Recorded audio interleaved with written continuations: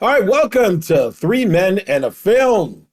On this podcast, we typically discuss trending film topics, films that are out, films that we really like, no matter how old they may be, and also what's coming next and how you can possibly make your next film better. And if you haven't made any, this is where you start. So welcome, I introduce myself, Chad Morton, CEO of Smash Entertainment, joined by I am Scott Hamilton, and I wear a few hats, but I am a director and post-production supervisor. And I'm going to swing it over to Marlowe over there. Hey, Marlowe, what's going on? What's happening? Marlowe Freeman, creative producer. I like that title. I'm going to stick with that. I like that too. All right. Yeah, we here. All right, so what you got for us today?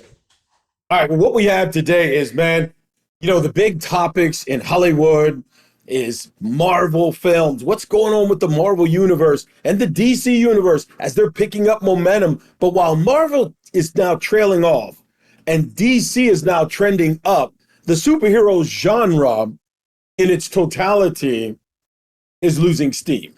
Mm-hmm. And this isn't a direct criticism on superhero films. This is just to say that whenever there's a genre that's popping, it's going to start to trail off after a while. The superhero genre has been going for a strong 10 years as they fought to get movies made. Now they were counted on to win the summer for Hollywood. And as it goes down, let's talk about the most recent two, the Superman film and Fantastic Four. Now, everyone here has seen Superman. Would I be correct in that? Yeah, I seen it. I seen it first day at around 2 o'clock. There was about 15 minutes in there. When 2 a.m.? No. 2 p.m. Okay. On a Thursday, PM, right? Okay. By the time I walked out, line was around the block, but I just made it. I had a very good screening. Are you serious? Yeah. God, dang. My wife went to go see it. I missed out. My wife took my son to go see it. And she came back happy. She said she really enjoyed the Marvel movie. She said it was a chick flick. I never heard Marvel movies explained as chick flicks before, but you still have it because this is DC. And my son. He's talking about Fantastic Four. Fantastic Four. Oh, Fantastic Four. I'm sorry. Superman. I did not see. Fantastic Four was she said that was a chick flick. Okay. Believe it. All right. What's your thoughts on Superman? I'm going to start with you. What did you like about Superman? What did you like? Okay, so I first gotta just put this out there. I watch movies twice because first I watch it as a fan and then I come back and watch it as a filmmaker, right? So for me, I had some low expectations. I saw the dog stuff and I was like, this is gonna be weird. I don't know. James Gunn. I mean, it's like Rocket Raccoon is one thing and stuff like that, but I'm like, I don't know about this dog. But when the film opened, and it basically opened with the dog, right? And I'm like, it was like, it opened, spoiler alert, it opened at the end of a fight that we didn't see. And from the go, I'm like, I want to know what just happened. Like what is happening? Superman's face down in the snow, calling for somebody. His dog comes and gets him and brings him back to the Fortress of Solitude. From that moment to the end of the film, I was locked in. Like, I don't know how they did it. Like, I'm a dog guy. Like, I've always had dogs growing up, but it was like, it just brought me in. And I feel like the thing that got me was, I enjoyed the parts where Superman was doing things that wasn't super, like when he was in the suit being human versus when he was out doing stuff. Like when he was, when they showed him basically having an argument with Lois, or just talking to Lois. And there's a whole fight going on in the background. He's like, no, I'm gonna let them handle it. I'm gonna handle what's happening as human Clark and let the other super people handle it. I like seeing that part of him because we used to usually only seeing Superman as this crazy super person that flies around and saves the world, but we never really see him as a real person. And I think that's what got me, like the actual true drama and like the living with like it's always the question is like, what is the world like for a Superman when he's not being like for a superhero or something when they're not being super? And I got that answer. Well, a thing that I think the film addressed really well is what is life like for regular people, in that universe. And as you see buildings crumble and people really suffering the consequences of these massive fights that you'll read about in a comic book or see on a cartoon, but how does it affect people's lives? Getting back to Superman individually, I think I'll start with this. In my praise of the film, they picked the right actor. I think he was really well as Superman. He did really well as Clark Kent. So he fit the mold. Everybody, if we're going to keep it a buck, is going to be chasing Christopher Reeve's shadow. It's like an unbeatable. It's like Christopher Reeve is like the Michael Jordan. You're always going to compare. Is he like Jordan? Is he as good? But you're never going to match Jordan. You're never really going to match Christopher Reeve and what he did with 1976 technology. And if you go back and watch that first Superman film, Superman 1 and 2, those are great films. The pacing is great. The acting is great. And side note, he was very critical of some of the other actors who just weren't taking it serious. He was like, yo, we got to take this serious. And he was known for that role. And even in Death, man, people think of him as Superman. But one more thing I'd like to talk about that you brought up was the dog. If you like dogs, if you're a dog lover, he got you as soon as the film started. Because the first thing you'll be like is, man, nothing better happened to this dog. And even in the scenes where we see the dog suffering, for lack of a better word, at the hands of Lex, man, I'm like, yo, and the dog's not even real. Yo, it's a CGI dog. The funny thing about it is that like I really enjoyed the dog was super, but it was still very much so a dog. It didn't listen. It It was a badass, not listening dog. Literally a dog. Like I've had a dog like this. I'm like, yo, please don't do that, and it's gonna go do it. But like the ramifications of being a super dog is that like it might just run to a wall. Like I'm like, okay, yeah, that makes sense. It was good. Well, Marlowe, if you missed Superman, I'll tell you two of the greatest lines you missed is one where they said, "You're gonna go save Crypto? You don't even like him." He's like, "Yeah, he's a dog. He's not even a really good dog, but he's probably alone and scared. Let me go get him." So I'm like, "Yeah, Superman, go get that dog." I mean, I'm curious. I've seen a lot of clips, of course. It's no secret. Is it y'all say human? I guess they want to humanize Superman. It just seemed like he was doing a lot of whining. He seemed real. I mean, like, people are whiny. Just like, it seemed very less super from what I could see, like compared to the old. It was no comparison. It's just like some vegan Superman type of guy to me. Like it really wasn't. Actually, I wasn't feeling that. So that was part of Genius. Like you had Lex, who was basically like his at this point, like his life goal is to embarrass this guy and almost prove that like as a human he can make something or create something that's as super, right? And Superman is just literally just trying to be a person. Like he's like, yo, I'm human, I'm normal. Like I don't want this super stuff to a certain extent. Like I'm just a person. Like the whole attitude was like, hey guys, why y'all messing with me? I'm just trying to be Superman. Like I was just like, see, that's the key. He wasn't trying to be Superman. He was just trying to be Clark.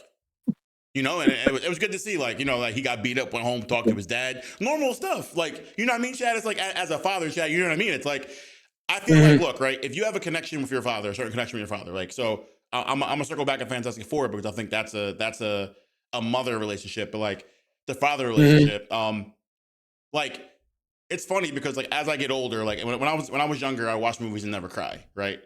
And I didn't understand what tears of joy were until I saw Pursuit of Happiness. Like as I was overwhelmed with joy. I'm like, what's happening to my face? Like something's happening. But like the end of this movie, where like you start the movie and it's the typical thing where like Clark is going home and he's watching the video of his kid. Of his parents in Krypton, and he's like, yeah. And you know, like the whole thing is that like, you know, his parents sent him for good and he found out something different. Right. He was like, you weren't here to be good. You were here to conquer and repopulate. And he was given the choice of what to do with that information. And ultimately, at the end of the film, when he sat back in the Fortress of Solitude, when he was, you know, like recharging and he actually see that video and it was his family on Earth, I was like, yo, they got me. I'm like, because like, it was exactly what I expected it to happen, but like I was so dug in that I forgot that like he did that in the beginning, and that callback to that scene, like they did a very good job of calling back to certain things and bringing forth emotions. But like even the typical thing of like the mom being tougher than the guys, like they're out there complaining. His mom's like, I watched your uniform, get back out there, Superman. And it's like the dad's like, yeah, he's out there crying, like he's scared though.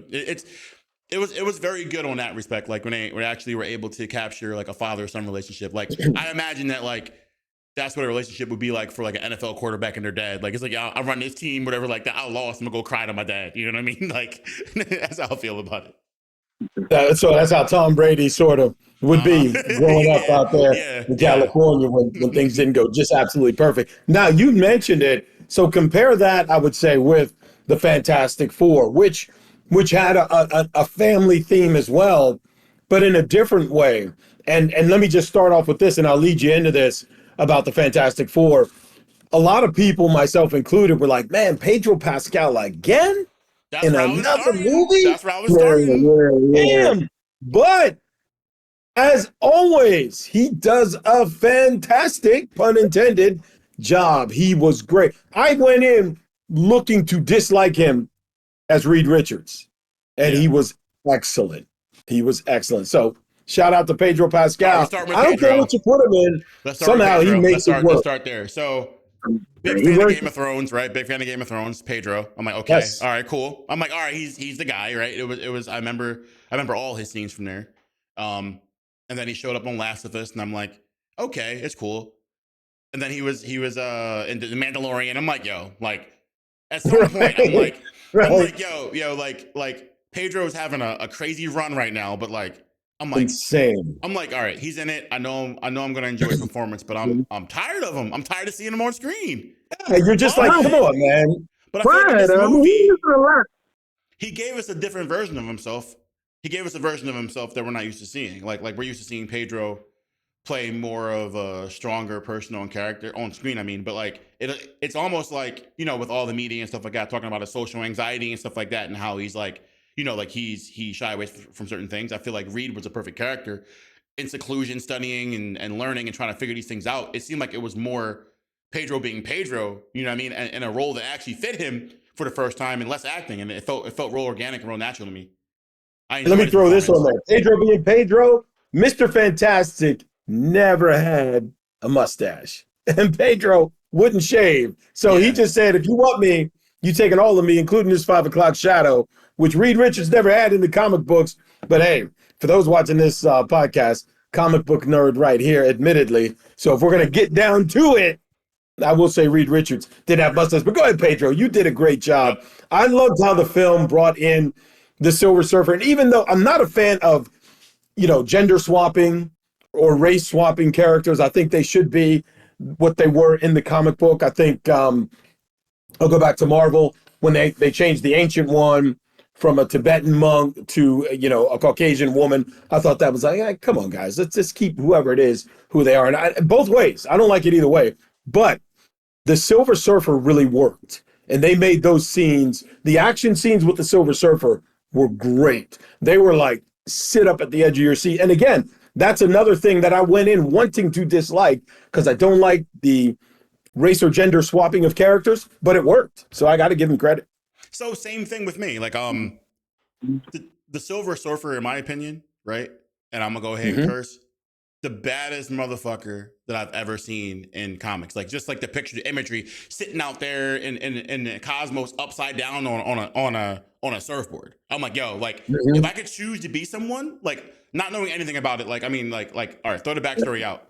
I think it would be dope to just be upside down in space, just chilling on a surfboard. Like I feel like that's badass. But in Yeah. general, like the character itself is like it's just a very chill character. I always loved the character. I didn't know what they were going to do with it in terms of bringing in Mm-hmm. a woman to play the role. Me not being a comic book nerd, it didn't seem like it affected the story directly. Like I felt like they were. Yeah, it was I great. mean, It was great. being a herald coming in doing a job. Mm-hmm. I there are things that they were able to do with Johnny Storm that they wouldn't have been able to do if it was a man. So Yeah, like right. it allowed them And to so open up it, the story and it helped show further the story. exactly. Right. I'm gonna go into it is that like most people don't know and I tend to study things that I like and I do like Fantastic Four.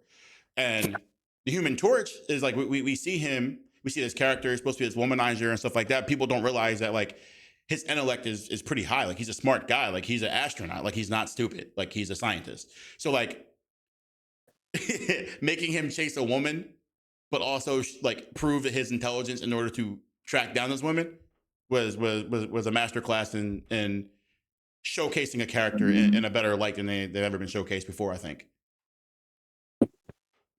Okay. Yeah, What do like y'all in the think comic about? books, John was much more of a playboy. Go ahead, Marlo. No, I was just saying, I didn't want to jump, but I'm just curious because this has been done. How many times have they recasted this entire movie? Well, see, I don't think they always had Pedro, and I think they always had Sue Storm. Did they always have Pedro in this? I I don't remember him when Michael B. Jordan was the Oh, was the you Flash. mean just in oh, you're going general, back like to the other characters in Fantastic Four. I'm movies? talking Nobody even about counts the that whole one. thing because to me, I mean, I might not be as a comic nerd as everybody, but when they made the first Fantastic Four, I was expecting to see them same people over again. But now that Oh, we on like the third or fourth Fantastic Four, y'all don't mind them keep changing the characters over and over and over again. Like there's no connectivity there. no, it's when you do a reboot. I mean, that's what it is. You're I gonna mean, completely whitewash what was and create something new. The first two Fantastic Four films, you know, I'm sure if they had to be honest, it was made for a younger audience. And in some ways, it worked. Like we still got the DVDs for my kids. They watched it when they were younger 100 times. You know, it was made for them. But it's the first two Fantastic Four films were produced before the comic book genre took off and could become billion-dollar movies. So it was a different process. You know, the budgets were smaller, the actors were less known, but now they're intending to make a film. Their goal, the studio's goal, I would imagine, is to make a film that's going to make $1 billion. But I think those $1 billion days are over, and we're going to get to that. Go ahead, Scott. Real quick Yeah, though, I do need to tap in on this. So I've had this argument to many people. So there was a film called Chronicle, right, that came out that was like, Michael B. Jordan was in it. right, and Yeah, the director Josh Trank made it, right, and based on what he did in that movie, they brought him in to be the director of that Fan Four Stick, right, the one that everyone hates. mm-hmm. But hear me out though, right? As someone who likes every genre, like I like all the genres, right? I was a big fan of that movie. There were moments in that film where that comic book fans weren't used to, like the darkness. Like Josh Trank made a lot of dark movies. He definitely taps into that. Like it was actually part horror movie when they came back from that trip or wherever they were transformed. Like they had Johnny on the table screaming his lungs out because he was on fire. Like they never really like tap into like a psychology of like I'm on fire, but like I don't feel it. But like I'm on fire, like I'm burning up, like what's happening. Ben is in a room locked in by himself because he's like going crazy because like he is a boulder. You know what I mean? Like they all were struggling with their powers, and I like that. Now there was a lot of developmental stuff that happened with that. I think that if they let the director do his thing, I think he would have came up with something that was a little bit different. In the vein of like Logan, right? It would have been like a one-off story that we would have looked at and been like, that was a good story that we can enjoy separate. Like, it's a special edition comic where it's like a certain writer or right. They make those one-offs that are spin-off, this right? is the alternate universe. But the problem is that like when they stepped in, they kind of sunned him and were like, you're a young director, you messed this film up, and they started making changes.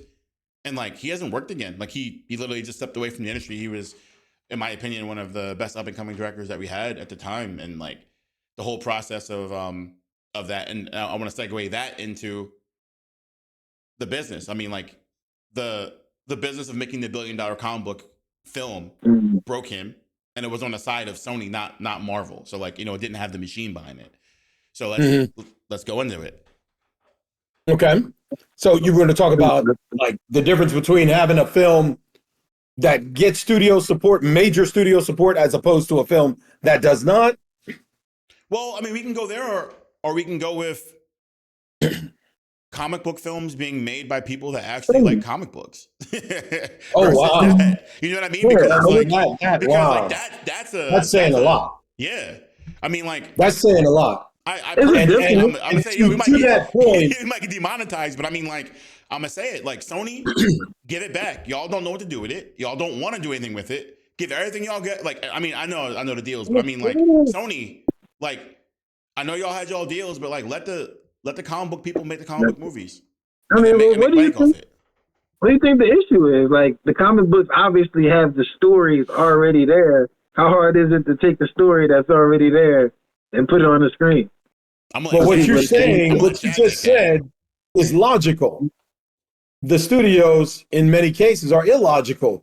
That's exactly what my son says. He talks about that all the time. Like, just make what's in this book. If this book was selling, do this story. But instead of doing that, a director who's not a comic book fan, to Scott's point, will come in and say, I'm going to make this, I'm going to do this, and I'm going to do that. When all they got to do is follow it page by page. Right. And in many cases, you know, whether it's ego or whether it's studio pressure, because studios back then, and even to a certain degree now, don't really respect the genre. So instead of respecting the genre and inspecting the literature, like if you're going to make a book, a replay by Stephen King, by the way, my son saw that movie today, said it was just fantastic. I forget the name of the title, but he said it's incredible. One of the best of the year, right behind Sinners. But if you're going to take a Stephen King novel, they know, well, this is Stephen King. We're going to just follow this word for word.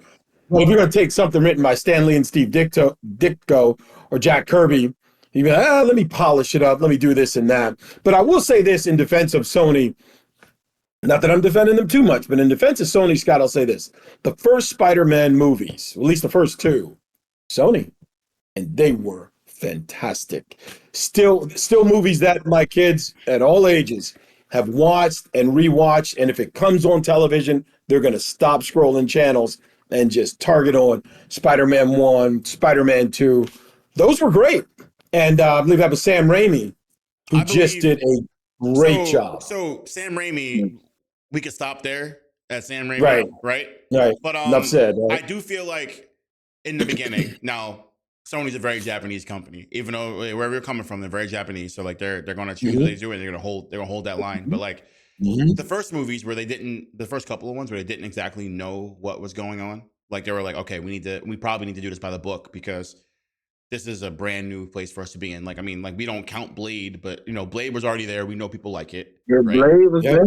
But it's like they didn't necessarily know what they were doing until they did it. It's kind of like the first Iron Man too, right? It's like you don't know what you're gonna do. Like you have an idea or you have like a forecast, and like if this happens, we're gonna do this, this, and that. But like those early films, like were a lot more. I would say they were less ambitious. Like Spider-Man was fighting people in New York. He wasn't trying to save the world. He wasn't in space. It was a very small story, right? I mean, Chad, like being a kid and watching Spider-Man like swing through New York. Like, you don't even have to show me a movie at that point. I was done then. Like, no matter what happens. That's like, it. You know, it's like, that's all I needed. And that was it. And that's what I think, as we toggle to the next subject, when we talk about the superhero genre and where's it going, that's what I think they need to focus on.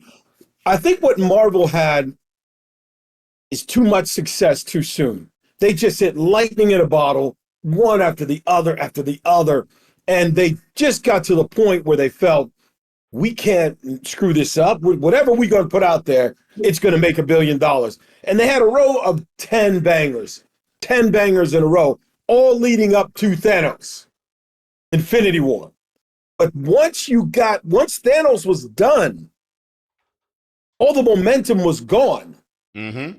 All of the post-credit scenes that tied into different films, all that momentum is gone, and they've been chasing it ever since. The only way, you'll never get that back, by the way. So that's over. All right, that happened once. That was like a once-in-a-lifetime thing because it was new to many people.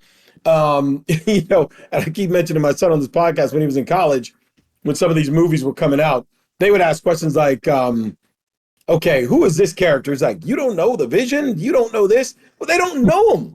And so they're introduced to it for the first time. And the superhero genre as a major force in Hollywood, this was the first time, but there is no second time around. Right. Okay, it's here now. It's a genre. Just like if you go back to the 80s, I know you guys are young, but if you go back to the 80s, when Freddy Krueger and Michael Myers and Jason were all like those, every fall or winter, here comes another one. And it was brand new, those type of slasher films. And so everybody see it, and then it sort of faded out. So this happens to every genre. The only way to get this back. You tapped on something. Go ahead. I think you just tapped on something. The only way to get this back to where you need it is to go to what you said. Spider-Man becomes back to being a local hero. He can't be in space every film, you know, fighting these major villains. Sometimes he's fighting a jewelry thief, as you see on the cartoon, which were incredible. You know, so my 2 cents. Go ahead before you forget your point. Okay, so I used to be one of the people that would camp out. Like I would leave work. Like I was a guy who used to leave work and get the tickets. I would drive the King of Prussia. Like I worked for Audi. So here's another story, right? Real quick one. This is my Marvel stuff, right?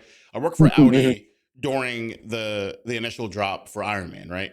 And the R8 and stuff like that. Like I was part of the people and the team that brought an R8 to the movie theater. So like you came out the movie and the car of Tony Stark was outside. That was all paid for. I know that by car Marvel. must have sold like crazy. Yeah, but it was all paid by Marvel. Marvel paid everything. They just wanted that experience. You can drive it outside. Like they had a driver's experience. Like it was a whole thing where it was like, not only did they capture like that, but they captured like the real world as well. Like you could be Tony Stark, buy this car. You know what I mean? It's like it was cool.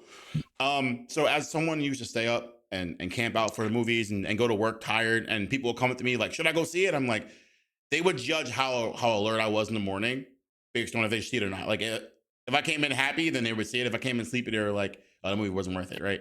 So Marvel burnt me out. I mean, like once we got to like, I mean, like I was on the fight. Like, I mean, like you might as well say that like I've put in as many reps as Tony Stark. Like I was there with him. I was with him. I was with Spider-Man, Captain America, all of them, right? T'Challa, all of them. I was with them. And then we beat Thanos. You know, I was there too. We were there. And now, like, so the bad part is, like, remember in the one before the end of it, Thanos sat down and like he was like, right? That's He's how ready to do I feel, that. right? And then Marvel came in and chopped my head off with all these TV shows that I didn't want. Now my issue is this, right? And your son tapped in on it. I'm a casual. You sound just fan. like him. I'm very casual, so like I knew who Vision was because I know about Jarvis, I know about Tony Stark, I know about Iron Man. So like I like you know like the progression of reading, like you can go on Wikipedia for hours and just track down characters and just see it and say, oh, that's kind of cool. But I'm not a comic book fan as in like I read comic books. I'm a comic book fan as in like I'm a fan of world building. So if you build a world, I want to know all about it. I don't care about the books, but I want to know all about your world. The Immortals, I don't care. Like The Eternals, you mean? The Eternals, yeah, the Eternals. I know the movie's gonna be good, right? I know it's gonna be good, but I don't care about them. I don't know any of them. Some of them I know them. I don't care about them. The last movie that came out with the new Avengers, I don't care about them. Like the people that I care about, like I cared about Captain America, I cared about T'Challa, I cared about Winter Soldier, and they're all kind of like gone. And then they gave us Anthony Mackie. Now he's supposed to be my savior, and I'm like. I watched this TV show and I'm just like, you know what? Can we just get back to like some drug dealers and bank robbers? You know, like can I see that happen? Like I mean, like every movie is the end of the world. You know, it's like every time, like exactly, dude, like it's like it has to be the reason why they stopped making Ghostbusters. It's like what are you doing? End of the world again. End of the world again. End of the world again. I'm like, yo, can we do anything else but the end of the world? Right. And just scale it back. Just scale it back. And speaking of the new Avengers, I didn't even, what they call it for the Thunderbolts. I think is what I called it first. When you said the new Avengers, threw me off. They renamed it. Well, that's what they call it. So.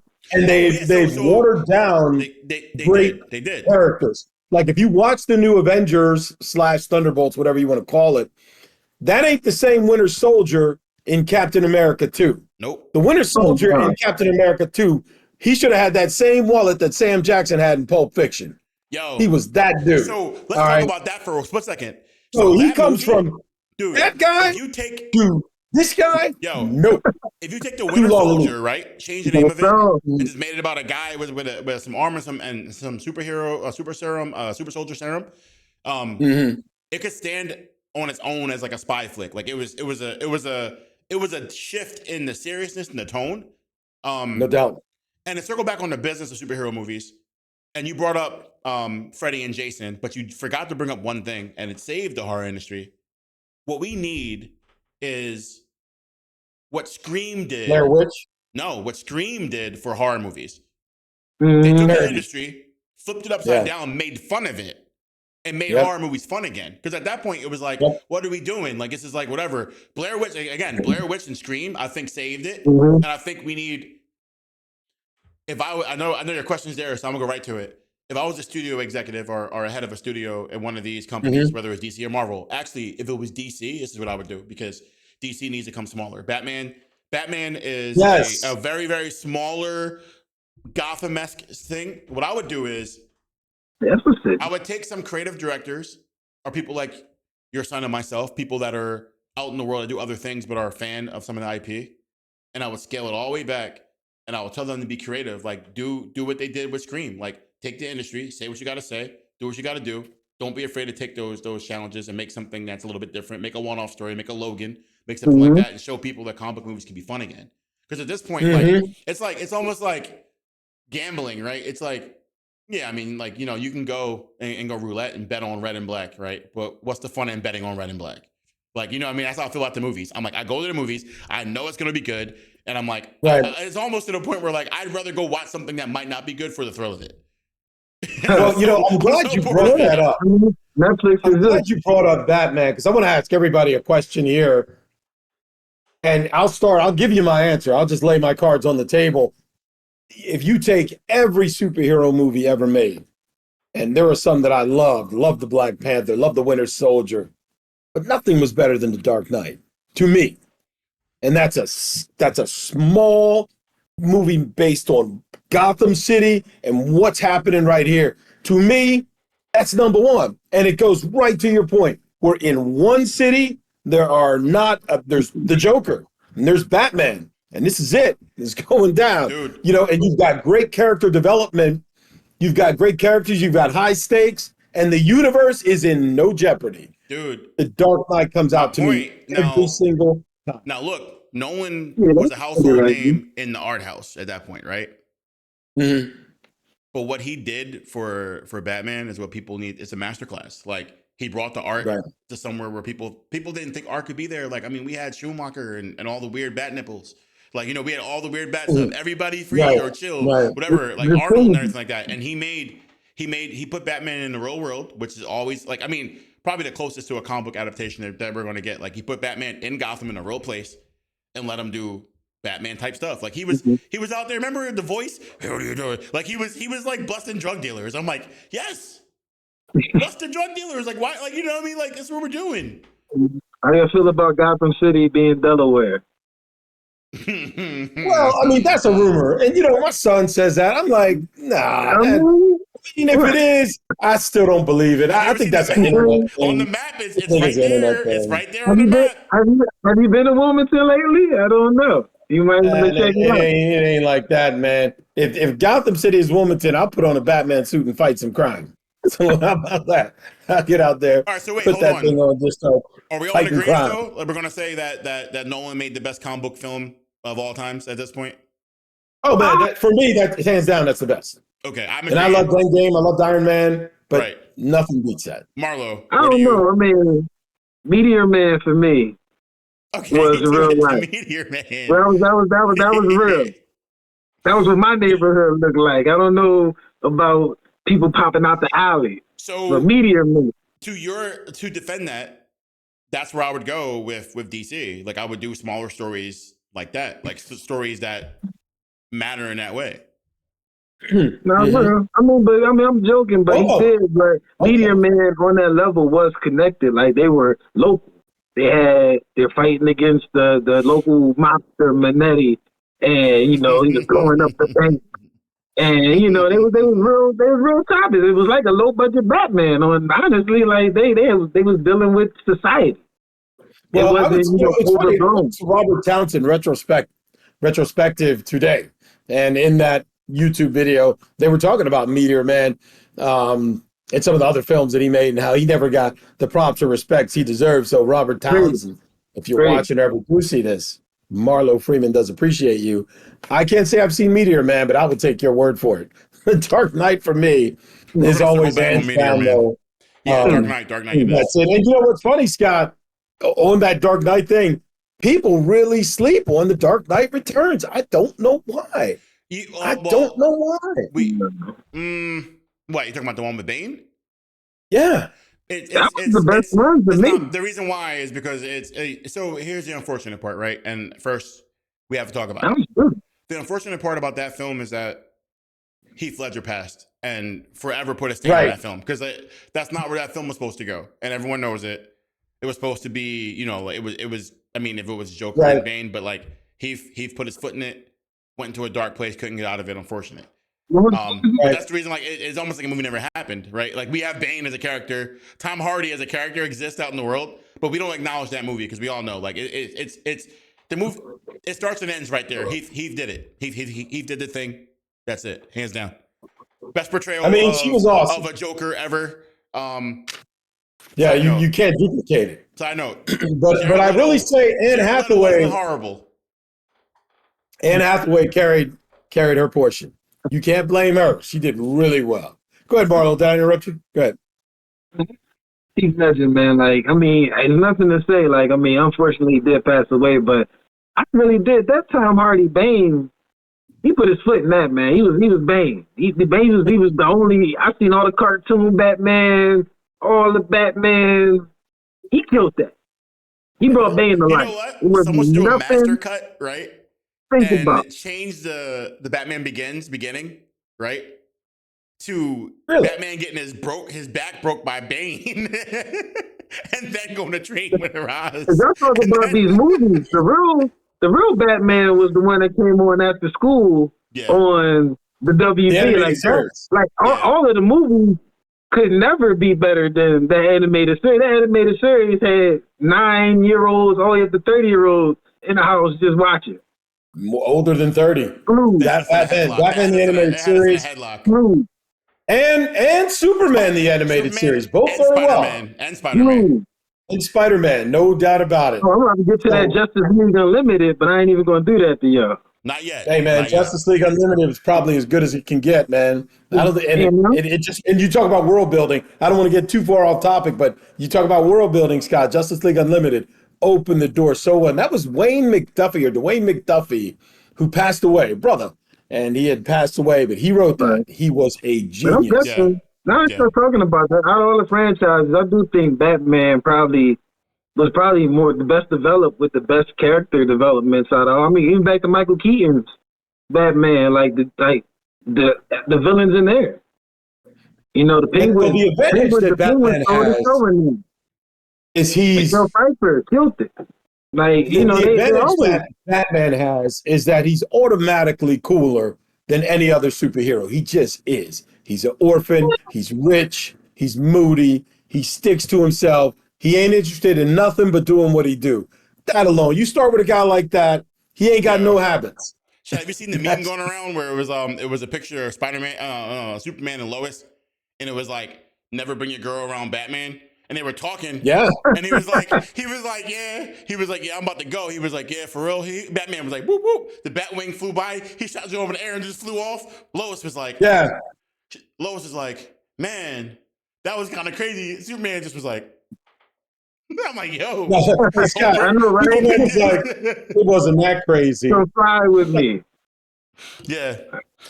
No, that was dope. That was dope. But let's talk about moving forward. So, moving forward, what do you see the studios doing? Because the $1 billion films are over, okay? Which isn't necessarily a bad thing. You scale down the budget. If you make $100 million movie and you make $300-400 million, that's a profit in my elementary math. So moving forward, though, as we go away from superhero genres, I will say there was a massive movement similar to this in the 70s. They called it the New Hollywood. And it was director-driven, emphasis on realism, genre innovation, and it was the rise of the anti-hero in the 70s. Oh, God, I can't remember Francis Ford Coppola's film, but great directors like Francis Ford Coppola, George Lucas, Steven Spielberg, all came up in this era where they were just revamping the movies away from what we saw in the 50s and 60s, where it was more, your typical 50s and 60s adventure with a happy ending film. The 70s went into realism where you get Taxi Driver and films of that ilk. I think we're headed towards that now when you see films like Sinners, tremendous success by Ryan Coogler. Shout out to Ryan Coogler. Weapons, which I haven't seen, but I heard was just spectacular. Films that just get right back down to the nitty gritty because people are they're just burned out from that genre. So Scott, I'll start with you and then go to Marlowe. Where do you think we're going now? Do you think we're headed back to that realism phase? And will new directors with new visions come up with new ways to twist certain genres? So you're asking like where do I see the trends in films going right now? Like Right. And one more thing I want to add: are we going to be able to get away from remakes, or do you see that still as a mainstay? okay, so you brought up weapons. So we had weapons. We had Bring Her Back and Together Yep. this summer. All original ideas, all original IPs. I see Sinners. studios like Sinners as well. I see a lot of trust in the auteurs right now. People are trusting in the directors. They're letting them take risk. Weapons is a risky film. It's not conventional. It's non-linear. And people are liking it. It has a good amount of humor, a good amount of drama, good amount more comedic towards the end than it is in the beginning. But they're not sticking to genre lines, and I think that's a good thing. Together, the same thing. You have a film that's slated as a horror film, but there's a real romance in it. There's a rom-com in it. There's a drama romance, a rom-com, because relationships are funny sometimes, as well as the horror element. Like they're mixing genres, they're doing whatever they want with moderation. It's still entertaining, right? That sounds crazy, but again, I didn't see it, but my son did. He was saying the exact same thing you're saying. I'm like, son, I see the commercials. I see a horror film. I see these kids. I want to see that. He said, Dad, just go watch it. Go see it. Go watch it. I can't even explain what it is because that's what he said. It's told through 5 different perspectives, and it's told from the perspective or the point of view of the person. So like a father who lost his son is a very serious character. Mm-hmm. A teacher that was Josh Brolin, right? Right, Josh Brolin. A teacher that loses her classroom is a very confused person, right? The 7-year-old that's the last alive is a very confused person, but like the world as a 7-year-old sees it is a little bit different. So it's a little bit funnier on that side. It's very good. I think we're going to continue to try to make these blockbusters, right? Like the avatars are still James Cameron, still going to James Cameron and stuff like that. But I do think there's more space than ever for original idea and original content to come out.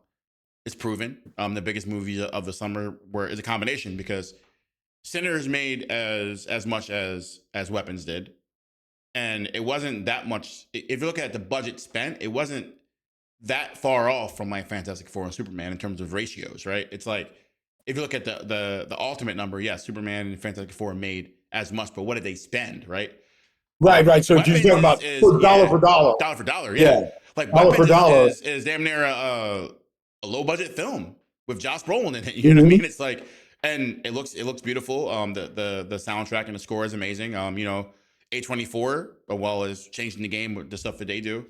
I do think that the comic book people, I think, if we're going to circle back with that for 1 second, should think about telling smaller stories. And I'm going to tell you why.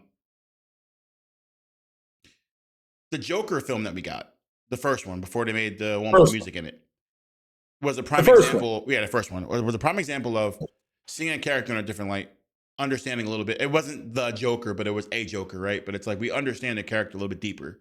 And they used the real world, like the world laughing at this guy. He goes in and shoots up the TV show he watches. But it's like that's how it would happen. Like he was created by his environment, and we got to see it, we got to experience it. And I think the average viewer is a little bit smarter than we used to be. Like we've seen so much content, and now we're yearning for something with a little bit more depth. And I think that we're getting there. And I think it comes down to trust, like trusting the filmmakers to make things. But I will say to the filmmakers out there, if you're going to ask for people to trust you with your experimental content or content that pushes up against the lines of what a bigger studio would pay for, just make sure that you can express to them that you understand the purpose is to entertain and to make money, and you're filtering that fact through what you're making. Mm-hmm. And to your point, that first Joker film, that could have been the beginning of the new Hollywood, as you've got this anti-hero, and it's just a very focused story in one small area. I think that's the only way to go at this point. But Marlowe, I'm interested in your thoughts. Movie trends moving forward. So I say two things, Marlowe. What do you think are movie trends moving forward? And what would you like to see? Are they the same or do they differ in your opinion? It's feeling like, and it's looking like we're kind of on a natural shift. Like you said, Weapons original IP, Sinners original IP. There's a bunch of stuff that's coming out where, even like the stuff that just won the Oscars. This isn't relative to it's not relevant to superhero stuff, but people are just looking for a dose of realism. And I think the closer things get to realistic, like Weapons, they walking down the street. Like hyper realism, just like, but the scenario was off the box. It was just, but in the actual movie, they was walking down the street. I guess getting back to what Scott was saying about just taking away just the grandiose ideas and just making it closer to home so we can feel something. People want to feel it. People want to feel something. They want to be connected. Like my wife came back from Fantastic Four with my son and actually felt like they made a movie for her and That's her nice. son.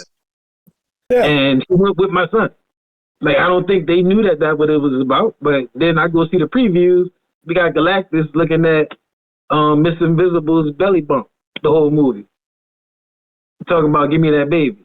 Mm-hmm. It's a little weird, but I mean, that's what it was about. In the context of the story, it worked.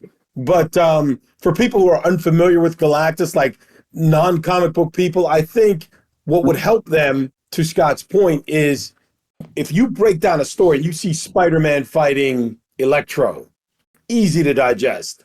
Galactus is a lot to digest for the average person who has never read and knew about Galactus. And that is, I think, what comic book filmmakers have to realize now. That's the average person.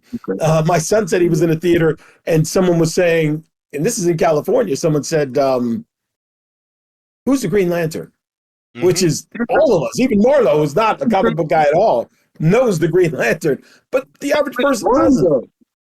I think they jumped the shark there with the recast and all these people over and over again. I think it's getting to the end of this.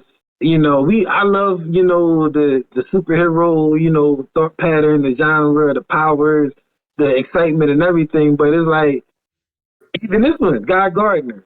I mean, I understand the story, but to the average person, how many damn Green Lanterns we got? We got Ryan Reynolds over here. We got this guy over here. Who is this weird guy with the mushroom cut? Like, different Green Lantern, Hal Jordan, Guy Gardner. But to your point, when you reboot and you change actors a lot, it throws people a bit off track. But that if the movie doesn't succeed and they want to keep going with that story or that character, a recast is going to happen. But to our point, as we all agree that we're going to get away from this, the New York Times did their list of the 100 greatest movies of the 21st century. Scott, I know you know, but I'm going to just throw it out there for everybody else. The number one film of the 20th century is Parasite. Yes, sir. Parasite. Yes, sir. Let me tell you something. Parasite was a film I was not excited to watch. My son was like, you got to watch it. I'm like, it doesn't look good. One? Number one. All time. Number one. And it was incredible. Of the 21st century. 100 best films of the 21st century. Parasite, number one. You know why? What a film. You know why? It won the Academy Award for a reason. But we've never seen. So that director, so I'm going to break it down for a second, right? So when we talk about thrillers, right? So Chad, I'm asking you both a question. What do you guys consider a thriller? Like describe a thriller to me. Suspenseful film in which you bond with a character and you have concerns about their welfare throughout the film. Okay, Marlowe. I mean, like Hitchcockian a little bit, leave you on the edge of your seat. Like you just, like it gets that, the feeling of it, like you're always racy, like you're always at the edge of your seat, ready for something to happen. That's kind of like what a thriller is to me. And then you get a payoff. It's not like a horror where it's a murder, but you just, it's something that keeps you involved. Right. So you know what a thriller is in Korea? I'm broke, don't got no money, can't pay the bills, got to figure it out. Somebody got murdered, got to kill somebody, hide the body. Like, I'm like, it's the realest, like, unfortunately, it's the realest type of thriller you can get. So, like, they're coming from a space where it's like, everyone can relate to it. It's weird. It's different language. But like, yo, we are poor. We don't have no money. We're trying to figure this thing out. The title hits you later. Yeah, it's called Parasite. But no, that title is so it foreshadows the whole movie, right? You're like, all right, Parasite. Like, what is a parasite, right? It's like, can people be parasites? Like, what's going on here? We never seen anything like this movie before. This movie, like again, like we talked about Nolan, talked about Tarantino, we talked about Scorsese. All these people have made movies during this time. No one has ever made anything like Parasite. It literally is. It was incredible. And you know what's funny, Scott? Rolling Stone now had their top 100 list. Parasite didn't make it number 1, but they came in at number 4. Yeah, Parasite comes in at number 4. Top 5 and 100, top 10, 100 all time. 5. All right. Now, just before we pivot, what was number 1 for Rolling Stone? Take a guess. Number 1 movie, 21st century, Rolling Stone magazine. You gotta tell me. It's way too many. You gotta tell me. You gonna say Dark Knight? You gonna say Dark Knight? No. There Will Be Blood. That was good. That was Really good. Like really Parasite, good. It threw me off because I'm familiar with the manga. So I'm thinking it was going to be, which was good. That was going to be, it was also very good, but it took me a while to figure out that it wasn't that. Yeah. It took me a minute. There'll Be Blood? Really? Yeah. Oh, that was crazy. Come on, man. That was crazy. Oh, hey. I mean, I was like, but you know what, guys? You know what I say to the both of you, though? Here's a film that, even though it gets high praise, I don't think it gets high enough. No Country for Old Men. I was going to give That's that not a a, rate. No, me too. That should be in every top 5. Come on. They did studies, and they said that the most accurate portrayal of a psychopath in a film was that film. And there's 2 of them. What was the guy's name? Antoine Segar or something? Yeah. But there's 2 psychopaths in the movie. I'm gonna let you figure out the other one. Well, that's an internet rumor that I've read. He was good acting, but Daniel Day-Lewis. And no, but that's my favorite movie. If someone's like favorite drama, like pure drama, no, like we're gonna sit there and watch people talk for 3 hours. It used to be Fargo, but I mean, same directors, right? But that movie, Old Country. No Country for Old Men. And I will say this, and then I'm gonna turn it over to you two as we get more into the making of a film. But I will say this: the cinematography in No Country for Old Men, just spectacular. The scene, just open prairie scenes. Thunderstorms. One character, a tree, and a truck. Just incredible. So the problem is that it's so hard these days, and this is where I think the industry has an issue, because it's like, that's boring, right? It's beautiful, but it's boring. I appreciated it. No, but the average person that watches films don't want to see a 5-minute scene of a guy sitting up against a tree dying. That's what it'll be. 5 minutes, the camera slowly pushing in for 5 minutes, right? Like this, right? Slowly. He's over there just holding himself, right? Chad, look, right? 5 minutes of this. But they made it work. I'm like, cinema, let's go, right? I'm in the theater crazy, people walking out. This is the dumbest movie I've ever seen. I'm like, I've seen it, like, because I watch Wes Anderson movies. I've seen people walk out of the movie. This is the dumbest thing I've ever seen. Wasted hours. But Wes Anderson, either you get it or you don't. That's what I'm saying. I'm saying Wes Anderson, you're going to get it. So now, as something that we can talk about, segueing into that, how do you? I ask you this question, Chad. I'm gonna flip it to you. As a filmmaker, how do you choose which market to go for? Unpack that a bit for me. People that want to see stuff like that, or the people that want to see the other more grandiose, like typical popcorn flick. As you know, I've been swayed by my director. I have ideas on what I want to do, but I kind of let you guys sort of, make that call, because I really believe. So this goes into the relationship you're going to have with your director and producer, because if you believe in them, if you believe in them and you started the project, then in the end, no matter what you thought at the time, if it comes to it, you've got to let the director do it his way. Because once you turn over that piece of paper, it's his now. And as much as you love it and as much as it's your baby, when you hire this person and you trusted him and you give it to them, you've got to let them flesh that thing out and wait and then see what happens at the end. And we're going to talk about what Death Leaves Behind, but what Death Leaves Behind is the perfect example of that, as you see it one way, but once you start putting in the work and getting the film, it comes out another way. And there's only one or two people who can put those puzzle pieces together. And that's the director and the producer, who have been in the trenches every day. So I say, for the filmmakers out there, we're going to talk about filmmaking. We won't be too much talking, but we'll talk briefly about filmmaking as we just get started on 3 Men in a Movie and talk about the process of filmmaking. The most important thing as a writer who wants to make a film, produce a film, is that you interview and discuss and are comfortable with your director and your producer. Because in the end, the success of your film is going to go with them. And so, to the people out there who want to do this, you've got to find yourself a Scott Hamilton, find yourself a Marlowe Freeman, who can assist you in getting your vision out in spite of the way you believe it should go. So I hope that answered the question. But that's, I'm saying this to our viewers because it's the truth, man. You will be so close to this paper of what you wrote that you've got to let a fresh set of eyes onto it and let them do what they do. And then that's where the magic happens. And when you can really make that connection, you got something special. Okay. And that's what happened with us on What Death Leaves Behind. So on that segue, if I answered your question, I'm hoping I did. Let's go to, what does a great film start with? Well, for me, it starts with getting a great director, a great producer. But I want you guys' input on this. So what does it take to start? You want to start a great film? You got an idea? You said, man, I know it'll work. I could do A, B, and C. Okay, then what? Go ahead, Okay. Scott.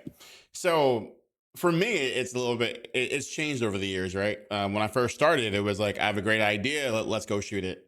Nowadays, through learning, like we did a bunch of festivals, did a bunch of stuff, I realized that just making it's not enough, right? So filmmaking is a business. And I think the sooner that you can accept that, the better you'll be. As in, like, understand that, like, some decisions are made for the art, some are made for the business.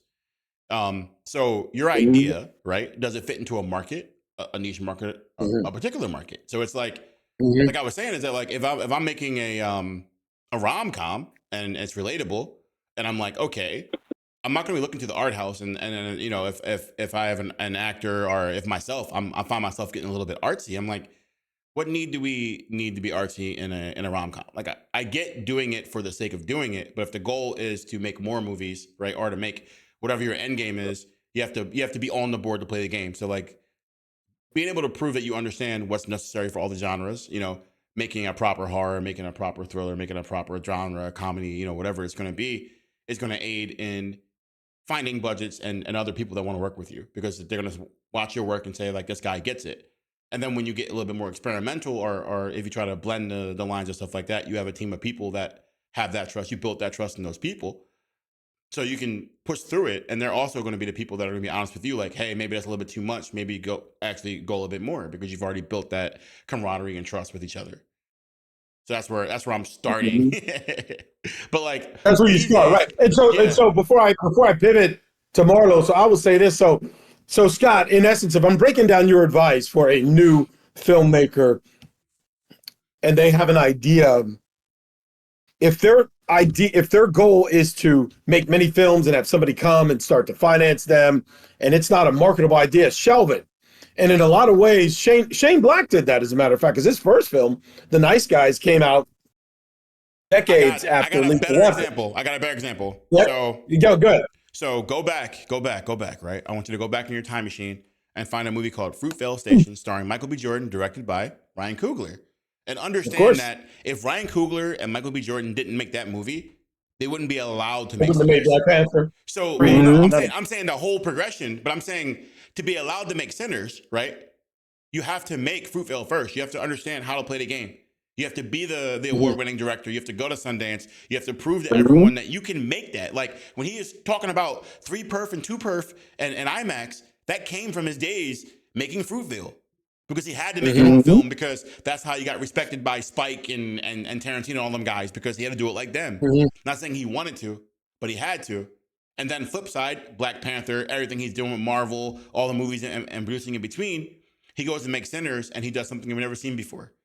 He uses IMAX like we've never seen before. But how does he do that? Yep. Most people start on the other end by saying, like, we're going to get some crazy drones and crazy this, crazy that. It's like, Ryan, and people forget this, Ryan is a storyteller first. All the other stuff is just icing on the cake. Sinners would be good if it was 4 people sitting in a room by themselves, or if they did what they did. It was going to be good regardless, because he knows how to build a team of people, a team of actors, and he knows how to tell a story. And that's the core right there. Does your story still work if you remove all the special effects and all the grandiose things that you can do over the top stuff? Does your story still stand up? And if it does, that's how you know you're a storyteller.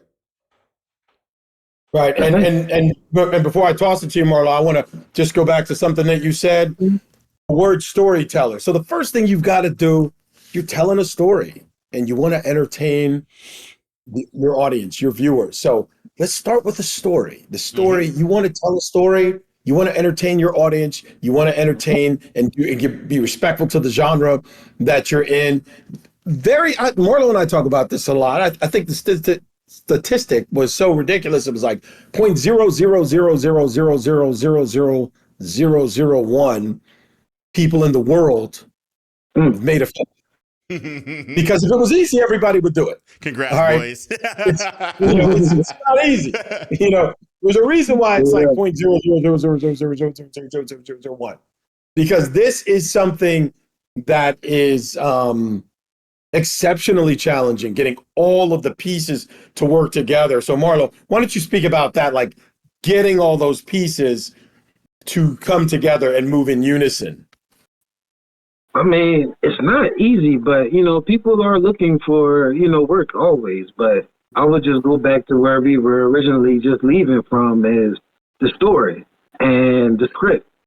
And that's where I'm at now in my journey of learning, is just everything that you think that can happen off the script needs to happen on that paper first. Like your idea, if you can't get off of that paper and still keep the excitement and keep the people excited off of what they're reading there, no amount of energy, even if you're the greatest ever at keeping people involved, it still falls flat, because, that script is your guideline to success. And you know what? I want to go back to what you said. Very well said. Very well said. Something that the most important thing I think, in my opinion, that you said was how it's a journey of learning. It's always a journey of learning. And even when you listen to interviews by the greats, like Steven Spielberg talks about what he's learning, because even though he's made hit after blockbuster hit after blockbuster hit, technology is changing. So you have to continuously learn how to affect and attract and appreciate your audience. And the second thing that you said is about getting this thing to work. And we all remember on the first film that we did, our first feature film, What Death Leaves Behind on Tubi. Shout out to Rachel Frazier, who was the producer on that one particular film. How we started, as Scott, you stepped in. You never know on the set what's going to happen. How you stepped in to become a director after it just didn't work out, with our first director, while we were in the middle of this journey, while we're in the middle of this game. But I remember the actors talking about how, things on set weren't, moving as they should. And how, to Marlo's point, if you've got to keep all these people happy and going, and it's a difficult job. Everybody's not up for it. Everybody can't do it. We were able to manage to get it done on that one. Good, Scott, if you want to expand on that. Yeah, so I come from the crew side to begin with, so I'm down and dirty with everyone. So I do think that there are a lot of directors that just write. Directors that don't get behind the camera, can't pick it up. I think living with your actors, being in there with it, being in the trenches, not just helicoptering in and popping up for set, being there early, being there late, showing people the work ethic. As a director, you're a leader as well. everyone's a leader, right? Your producers are leaders and line producers and EPs, but it's like as a director, you definitely need to set the tone for every set that you're on, and let everyone know that it's okay to fail, but we don't let each other fail. You know, we pick each other up and we come back and we do better. That's it. Mhm. Simple thing. And we have to be, another thing I'll say is that like on that part, I think through the work and the work ethic that people can see, people are a little bit more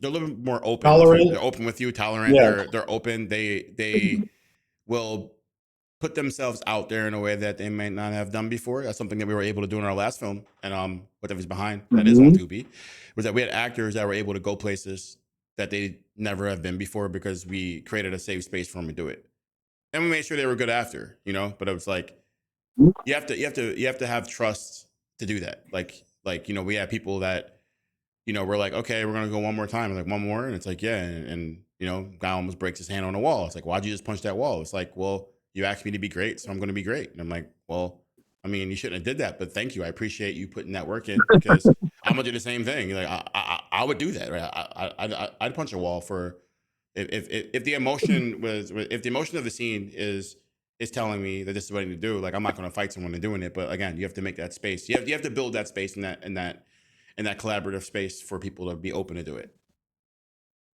Yeah, the Shout out to buy-in. Chris Okay. Van. And you set the tone. You set the tone by, Oh, yeah, you we know, you're the did. person. Once that script is passed on, you are now the coach, and they have to follow, and they're going to do. You know, I hate to make this a football analogy, but hey, man, a great coach is going to inspire and motivate, and a bad coach is going to do the opposite. Go ahead, Marlo, because it looked like you wanted to follow up with that on what Scott was Well, saying. I mean, it's just full agreement. But you sparked another idea, not even an idea, but just something to pass on. Like this is a whole collaborative effort. You have to be able to collaborate. You know, be a good collaborator. It's not easy because we're all passionate about what we're trying to do. But once you realize everybody's on this team to win, it can lower your defenses down a little bit to just to be more open. This is a creative process. Everybody here is a creative. And, you know, just like you want your ideas heard, you need to be pliable and just see how somebody else's creativity blends with yours. And just, you have to be open. That's probably like the hardest thing for most people. Yeah. But we're able I to think get that's a through it. great way to say it. Now, Marlo, let's follow that up now to the people watching who are looking to make a film. So you be them. All right. Now, they need to get a producer and a director, and you're that person, and they don't have any experience. Now, what do you do? Mhm. Keep talking, keep writing, and keep like seriously. Like when we Now, met our when they're first ready to go season, now. Now, when we Marlo, met they're our ready first to go. season, we went to an event and it was a film event. I think Scott definitely pointed us in the right direction, but there are communities out there.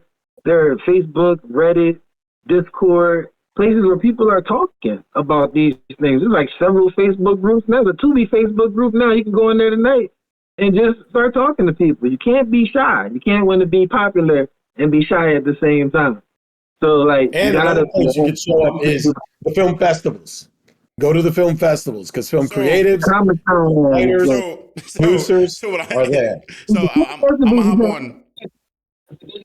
Yeah, I'm gonna hop on the back of Marlo real quick. Your microphone's cutting out for a second. It cut out. So I'm yeah. gonna hop on the back of you. Um, so if someone's ready to go today, what I would say is go shoot it, right? And just know this, right? However good you think you are today, in about a year, like you're gonna look back at that and cringe at it, right? So like make it, understand it, take what you can get from the process. Call me up. I'll tear it down for you and tell you where you should have changed something, you know. But not from a place of negativity, but from a place of love, because I want to see everyone win, right? It's usually small things that younger filmmakers don't understand. I'll tell a quick story. I was eating lunch with M. Night, right? Working on a set as a I was working in DIT, right, in a camera department. So M. Night's like, so what are you doing here? I'm like, I'm a DIT. There was a PA sitting next to me, and the PA was like, so what do you do? And the PA was like, I'm a director. I was like, you just ruined your opportunity to learn whatever he was trying to teach you, because if you would have said you were a PA in the writer's department or a PA in the editor's department, he would have asked you like, how do you want to advance? What do you want to do? That's where the conversation went. But by being a director, he looked at me. He's like, I'm look at me. I'm like, yo, I'm a director of this thing. Like, so you're not a director, you're a PA. And knowing your role in these spaces are important. So like, if you're coming to a producer for help and the producer gives you some type of input, maybe you should take that input and see how you can make it work. And if you don't agree, right, what I suggest you do is fight for it, right? I think the people that make it in the film industry are people that fight for their ideas. They know it's good. They want it to be good, and they're not going to let anyone move them in a particular way. And I feel like, but it's different, right? Not from a place of proving. It's like, so if I have an idea and Chad's my EP and I'm like, I want to make this movie, my goal is to persuade Chad, let him see my vision, present it to him in a way that makes sense for him to invest his time, effort, and money into. But I'm not trying to prove it to Chad. I want Chad to be my teammate. I'm not going to go make it and be like, Chad, look what I did. I'm like, no, I need Chad with me because Chad's going to bring a certain value to my product. And if you're fighting the people that are on your team, you're fighting the wrong people. And that's where I'll go with that. And so if you were starting, same question for you, Scott, like that I asked Marlowe, and you're starting right now and you got the idea. You're telling them, go ahead out and film it.